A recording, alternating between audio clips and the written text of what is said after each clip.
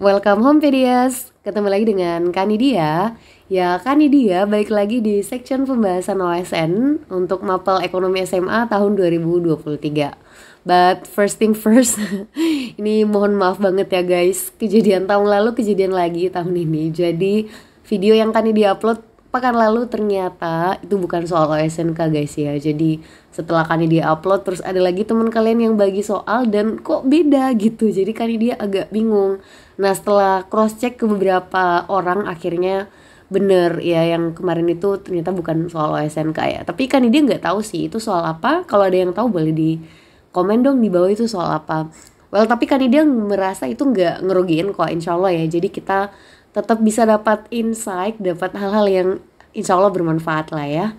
Baik Besti, ya karena ini soalnya masih dalam bentuk screenshot soal OSNK kemarin dan masih ada beberapa soal yang belum lengkap, kan ini dia bakal bahas ya soal yang ada aja dulu ya supaya kita nggak terlalu lama nunggu. Ya hopefully sih soal versi doc atau versi PDF itu segera beredar ya supaya kita bisa belajar. Next, langsung aja kita punya soal nomor 2 nih. PT Travelin purchase equipment for 200 and 2,400,000 rupiahs and supplies for 700,000 rupiahs from PT Wahana for 3,100,000 cash. The entry for PT Travelin this transaction will be include a bla bla bla. Oke, kita artiin ya guys. Jadi katanya PT Travelin itu membeli equipment. Apa tuh equipment? Iya, peralatan seharga 2.400.000. Nah, terus apalagi yang dia beli? Supplies. Supplies itu adalah perlengkapan. Ingat ya, kalau dalam bahasa Inggris akuntansi itu udah ada nama-nama akunnya. Nah, kalau kalian masih bingung, kan dia udah pernah buat versi akun dan nama bahasa Inggrisnya, nanti boleh dilihat videonya, linknya akan disimpan di description box. Terus ini katanya belinya secara cash 3.100.000. Nah kalau kita jumlahin 2.400.000 peralatan, 700 perlengkapan, totalnya udah bener ya 3.100.000. Nah katanya entry-nya apa, jurnalnya apa dari si PT Travelin ini. Nah karena dia membeli perlengkapan, peralatan dulu ya guys. Jadi karena dia beli peralatan, of course kita bakal bilang peralatannya tambah dong ya. Nah kalau peralatan bertambah dia selalu di debit. Nilainya berapa? 2.400.000. Terus apalagi yang dia beli? Perlengkapan. Berarti perlengkapan kita ya juga bakal bertambah ya.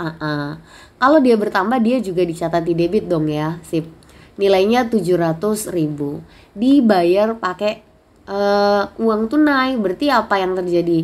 Ya kas kita bakal berkurang. Kas berkurang simpannya di kredit dong ya. Nilainya berapa? 3.100.000. Nah ini yang diminta dalam pembuatan jurnal. Ini udah lengkap debit kredit. Kalian sudah pasti inget ya, kalau kita dalam menjurnal harus mencatat yang debit dulu, nanti kreditnya nyusul ya. Ini tadi peralatan bahasa Inggrisnya adalah equipment, lalu perlengkapan supplies, kas bahasa Inggrisnya cash. Nah kalau kalian lihat ini jawaban teman kalian udah bener ya, yang C kayak gitu. Boleh dipelajari ulang, kalau misalnya nggak jelas nanti boleh ditanyain ya langsung. Nah selanjutnya number 4, inti masalah ekonomi. Baik, ini tuh lagu lama banget ya guys. Setiap kali ada yang nanya apa sih inti masalah ekonomi, inti masalah ekonomi itu cuma satu. Apa guys? Iya jawabannya cuma kelangkaan, scarcity ya kalau dalam bahasa Inggris. Nah tapi kelangkaan itu sendiri disebabkan oleh dua hal yang terjadi secara bersamaan. Apaan tuh? Yang pertama, kita tuh punya kebutuhan yang sifatnya tidak terbatas, jadi unlimited banget. Pokoknya punya satu pengen dua, punya dua pengen tiga, dan seterusnya. Meanwhile di waktu yang bersamaan, sumber daya kita, resources kita itu ternyata terbatas nih. Jadi mereka ada keterbatasan yang menyebabkan barang itu jadinya susah karena kita pengennya banyak sementara yang tersedia sedikit. Jadi deh kelangkaan, dan kelangkaan ini adalah masalah utama atau inti masalah ekonomi. Kita pengen dealing sama si kelangkaan, how to address this issue gitu. Jadi jawabannya juga benar teman kalian yang bagian A ya guys, tidak tercukupnya ketersediaan sesuatu dibandingkan kebutuhan terhadapnya. Semoga bisa dipahami. Next, number 5. PT Sepatuku, ya sepatuku, sepatuku memproduksi sepatu dengan mengeluarkan biaya 2 juta rupiah, biaya tetap, dan biaya variabel rata-rata 900 ribu rupiah. Apabila perusahaan tersebut menetapkan harga jual sebesar 1 juta rupiah per unit, maka berapa produksi minimal yang harus dicapai untuk mencapai titik impas? Oke, kita tulis dulu apa aja informasi yang diketahui. First, kita dikasih tahu biaya tetap. Baik, ini materi biaya. Videonya udah kan dia buat. Kayaknya dari tadi soal-soalnya udah kan dia buat semua ya videonya. Jadi kalian yang belum paham nanti boleh ditonton materi yang berkaitan. Biaya tetap kita bilangnya FC, ada juga yang bilang TFC. Dua-duanya benar. Lalu ada biaya variabel rata-rata. Average variable cost ya. Nilainya berapa? 900 ribu. Oke, terus apa lagi? Dikasih tahu kalau kita pengen menjual barangnya alias price-nya berapa Besti? Iya, 1 juta rupiah. Nah, apa yang ditanyakan? Berapa produksi? Produksi alias kuantitas atau jumlah yang harus kita hasilkan ya kalau kita pengen mencapai titik impas atau dalam bahasa kerennya break even point atau biasanya disebut juga dengan titik pulang pokok. Nah, ini gimana kira-kira guys? Ya, jadi kita cukup ingat ya, apa sih rumus atau kondisi yang harus terjadi kalau break even point? Ya di ekonomi kita sangat tahu lah ya, break even point itu terjadi kalau total revenue nilainya sama dengan si total cost. Nah, untuk mencari total revenue, kalian bisa gunakan salah satu rumusnya, yaitu di sini yang nyambung sama soal adalah P dikali dengan Q. Lalu kalau TC yang nyambung sama soal nanti kita pakai yang FC ditambah VC. Ya karena TR dan TC sebenarnya rumusnya nggak cuma satu ya, tapi yang sesuai sama soal kita hari ini ya pakai rumus ini. Nah, P itu adalah price, udah ada di soal 1 juta. Lalu Q kita nggak perlu cari tahu nggak tahu Q-nya ya karena itu juga yang jadi pertanyaan kan. FC udah ada 2 juta rupiah. Terus selanjutnya ada VC. Nah di soal itu ada AVC. Sama nggak sih AVC dengan VC? Ya jawabannya beda dong guys ya. Oke, kita review lagi rumus AVC. Itu bisa didapatkan dengan membagi VC dengan Q. Nah jadi kalau misalnya kita butuh untuk menentukan nilai si VC variable cost-nya, gimana tuh? Ya dikaliin aja average variable cost-nya dengan Q-nya. Nah berarti karena average variable cost-nya 900 ribu ditambahin Q aja ya karena kan perkalian. Jadi kan dia langsung tulis di sini 900 ribu Q. Oke, di sini kelihatan 1 juta berkawan dengan 900 ribu. Jadi kita pindahin si 900 ribunya ke sebelah sini jadi 1 juta. Nolnya kayaknya kebanyakan. Q-nya kelupaan. 900 ribu Q. Lalu di sini tetap 2 juta. Oke, aduh ya Allah tulisannya. Ini kelihatan ya udah jarang nulis pakai ini ya. Jadi dapatnya berapa guys? Ini sisa 100 ribu Q. Kalau yang sini tetap 2 juta dong. Jadi kalau dapat Q-nya ya 2 juta kalian bagi 100 ribu dapat berapa? Ya jelas banget dapatnya 20. Jadi ini adalah jawaban kita. Kita perlu memproduksi 20 unit kalau pengen mencapai titik impas, titik pulang pokok alias nggak untung dan juga nggak rugi. Oke, semoga bisa dipahami. Next, number 6, a debit to an asset account indicates. Jadi kalau ada debit di suatu akun harta itu indikasinya apa? Baik, ini udah kita hafal banget lah ya. Jadi kalau harta pergerakannya ada dua. Kalau dia nambah dia bakal ke debit. Kalau dia berkurang dia bakal ke kredit. Buat teman-teman yang masih bingung harta, utang, modal dan seterusnya, kan dia udah buat videonya, nanti kalian boleh cek linknya ada di bawah ya untuk lebih detail lagi. Karena akun harta ada banyak banget.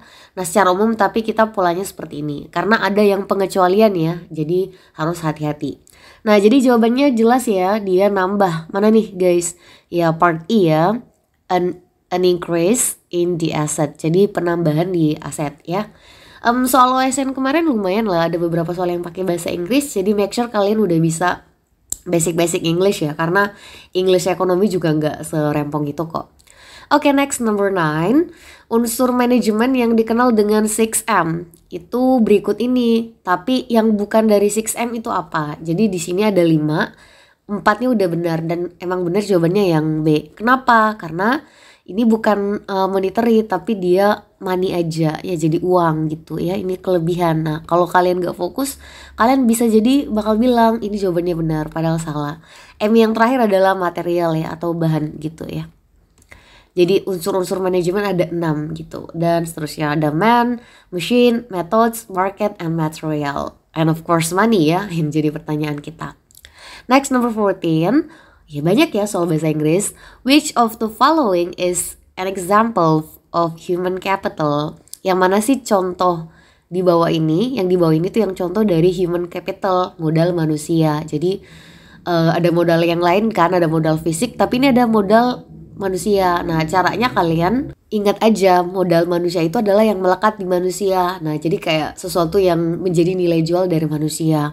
Apa kira-kira? Ya kalau dia punya pendidikan, punya keahlian, punya kewirausahaan, ya dan seterusnya. Jadi kalau kita lihat yang mana nih jawabannya? Jawabannya yang bagian C ya, education and skills. Jadi dia punya pendidikan dan juga punya keahlian gitu ya. Jadi ini menjadi bagian dari human capital. Oke, soal bahasa Inggrisnya walaupun bahasa Inggris tapi mudah ya. Tapi overall soal OSK tahun lalu ternyata nggak sulit ya guys. Next.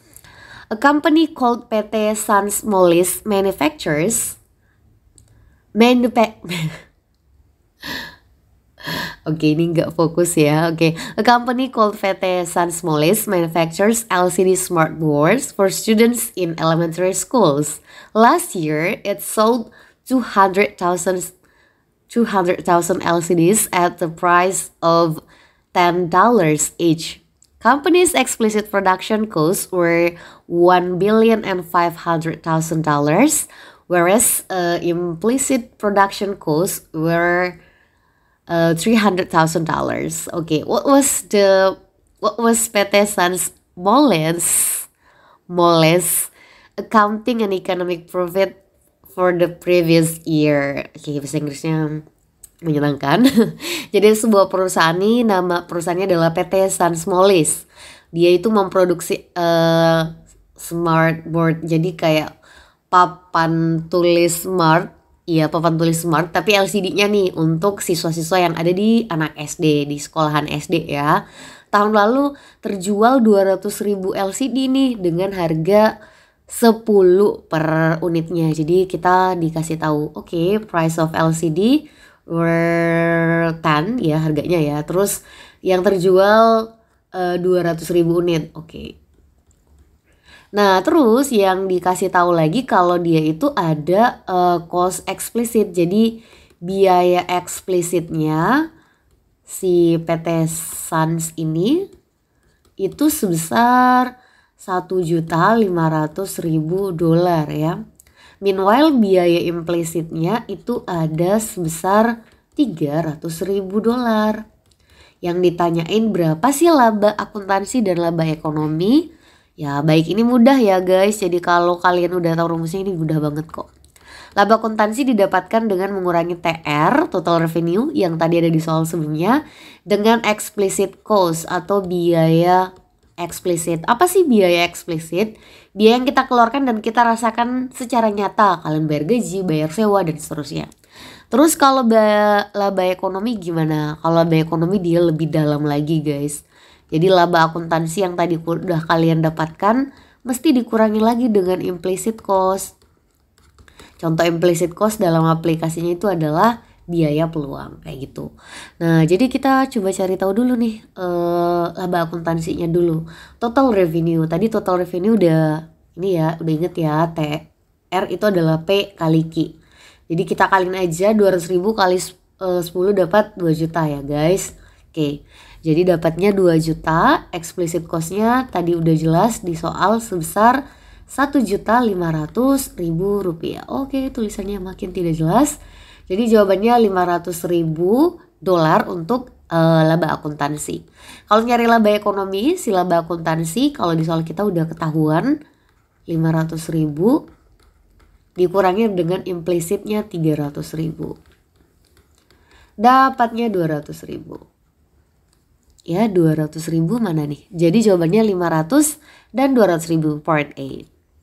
Oke ya, karena ini waktunya cukup mepet, Kanidia mungkin bisa ini dulu. Nanti insya Allah Kanidia semoga bisa punya waktu lagi secepat mungkin untuk kembali menjumpai kalian di video yang lain sambil nunggu soalnya lengkap. Karena screenshotan soal ini juga nggak terlalu lengkap dan ada yang agak ngeblur soalnya, jadi agak susah untuk dibaca. Hopefully ini membantu dan boleh di-share ke teman-teman kalian. Dan kalian bisa ikutan kelas OSN Kanidia. Belajarnya insya Allah pekan ini, jadi kalau mau ikutan segera DM atau email, infonya Kanidia simpan di description box. Sehat selalu Pedias dan selalu bersyukur. Alhamdulillah. Sampai jumpa di video Kanidia yang lain. Assalamualaikum.